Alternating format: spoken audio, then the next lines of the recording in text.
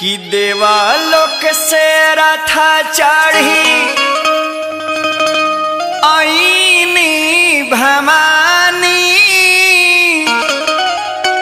भईनी अंगनावा में ठाड़ है। उठिए पुजारी बाबा करी तैयारिया आई गईनी मैया हमार है। अरे उठिए पुजारी बाबा करी तैयारिया आई गईनी मैया हमार है। देवालोक से रथा चढ़ी आईनी भवानी भईनी अंगनावा में ठाड़ है। अरे उठिए पुजारी बाबा करी तैयारिया आई गईनी मैया हमार है। अरे उठिए पुजारी बाबा करी तैयारिया आई गईनी मैया हमार है। हो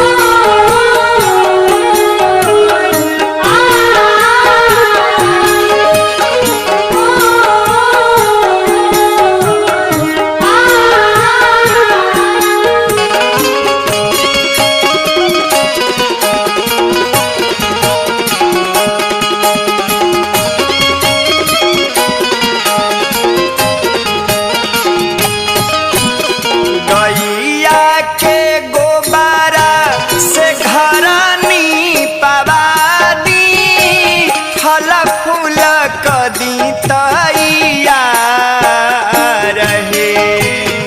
गैया के गोबारा से घरानी पवादी फल फूल कदी तैयार है। अरे निमिया के जरिया तर आसनी लगा दी मैया मोरी बड़ी सुकुमार